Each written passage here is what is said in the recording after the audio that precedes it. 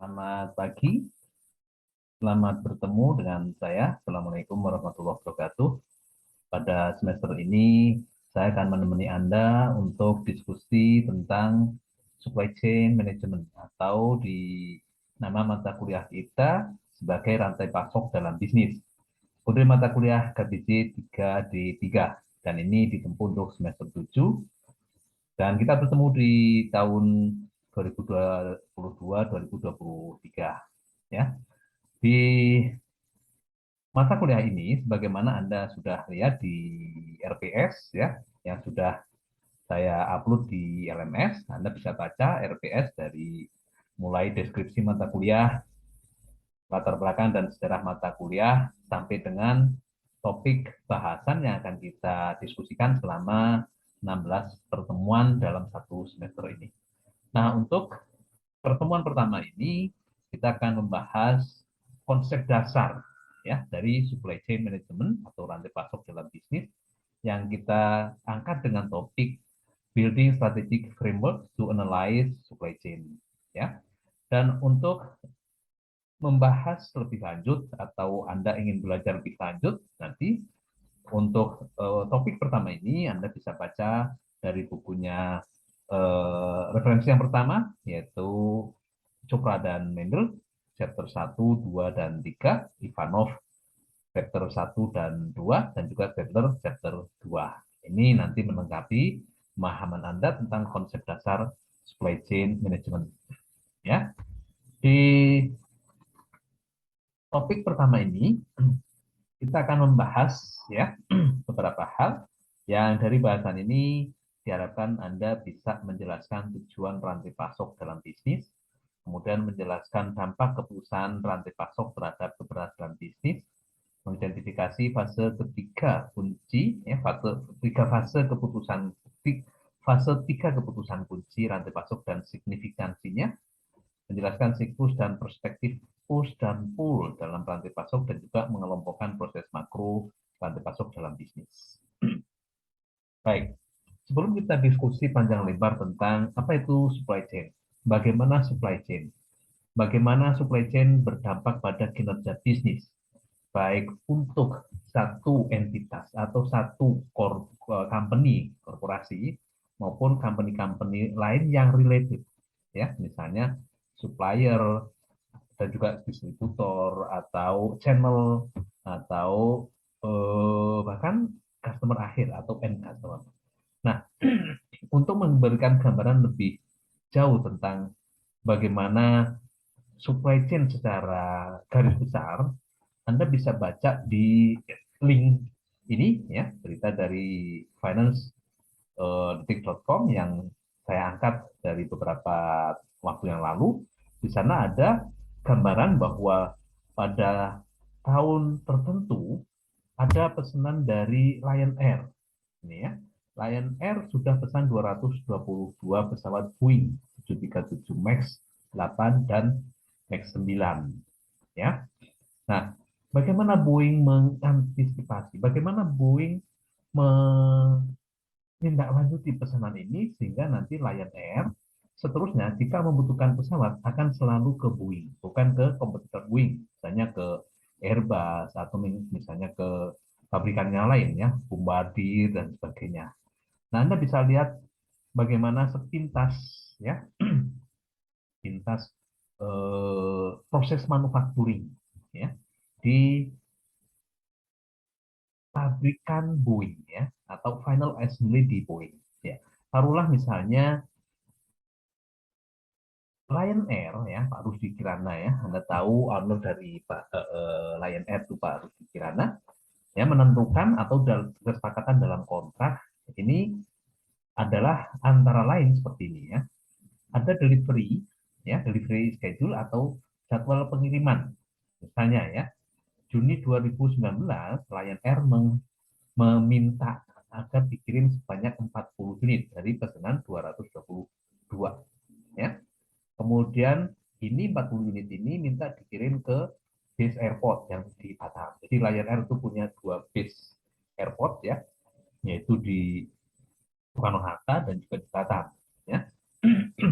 Dan ini ya dijadwalkan tiba di Batam tanggal 30 Juni. Ya. Kemudian bagaimana si Boeing ini menindaklanjuti kontrak yang sudah disepakati seperti ini? Ya.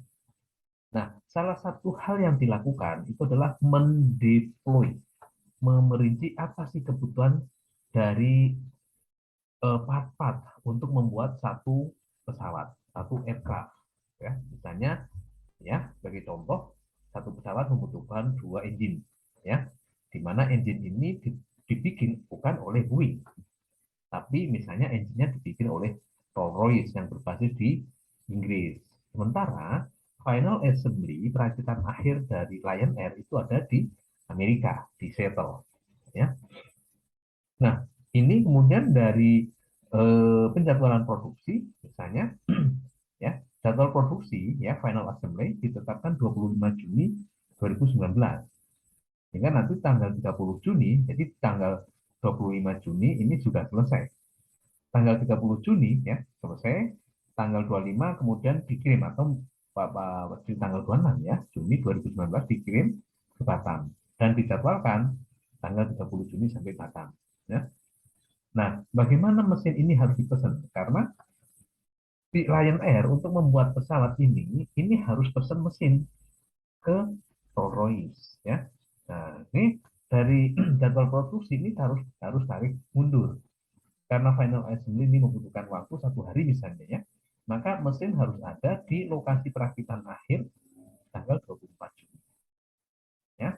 Nah, kalau tanggal 24 Juni harus ada di lini perakitan akhir atau di pabrik di Seattle, di US, maka kapan harus dipesan? Ya. Misalnya, pemesanan ini harus memperhitungkan berapa lama waktu yang dibutuhkan oleh Rolls-Royce untuk mengirim mesin dari Inggris ke US. Gitu ya. Nah, untuk 40 unit pesawat ini membutuhkan 80 unit engine. Ya. Nah, ini, ya, taruhlah misalnya Rolls-Royce butuh waktu 3 hari untuk mengirim mesin sebanyak 80 unit, ya, untuk menyelesaikan 40 unit order pertama ini. Pesanan itu dilakukan tanggal 21 Juni, sehingga 21 Juni nanti membutuhkan waktu 3 hari. Ya, 24 Juni sudah sampai di US, di lini perakitan Boeing. Ya, nah, itu sepintas tentang bagaimana supply chain management akan kita diskusikan, ya. Jadi di sini kelihatan, ya, bagaimana, ya, kolaborasi atau bagaimana hubungan antar entitas, kalau kita sebut sebagai entitas di sini, ya, yaitu di sini Lion Air, ya, Lion Air sebagai customer, end customer di sini, ya, untuk pemesanan pesawat, kemudian Boeing ini sebagai pabrikan atau sebagai supplier atau produsen, ya, manufacturer, ya, ini dua entitas. Boeing untuk membuat pesawat itu membutuhkan part-part yang harus dipesan ke para supplier. Ada mesin, ada panel-panel untuk kabin, ada perangkat-perangkat elektronik, ada kursi, ada karet, dan sebagainya. Nah, part-part ini sebagian besar itu disuplai oleh supplier. Nah, ini kolaborasinya sudah kelihatan. Jadi bagaimana setiap pihak yang terlibat di dalam proses untuk menyelesaikan produk atau jasa. Di sini menyelesaikan pesanan banyak 222 unit Boeing, ini membutuhkan banyak perusahaan. Ya. Dan posisi perusahaan itu ada yang sebagai supplier, ada yang sebagai pembuat. Boeing di sini sebagai pembuat atau sering disebut sebagai original equipment manufacturer atau OEM. Ya. Rolls-Royce ini sebagai supplier. Nah, Rolls-Royce untuk membuat mesin ini juga butuh supplier yang lain, ya, misalnya untuk logam, untuk karet, dan sebagainya.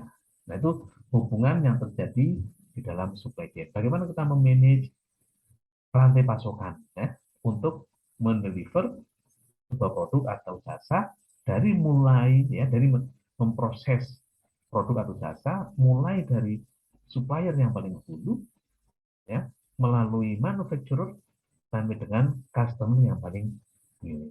Itu nanti akan kita pelajari, akan kita diskusikan dalam 14 kali bahasan dan 2 bahasan sebagai suplemen. Ya, jadi selama 19. Itu pengantar untuk perkuliahan pada topik pertama ini. Selanjutnya kita akan diskusi lebih dalam ya dengan kuliah di kelas. Ya, sampai ketemu di dalam kelas untuk membahas topik pertama ini. Terima kasih. Ya, sampai ketemu. Assalamualaikum warahmatullahi wabarakatuh.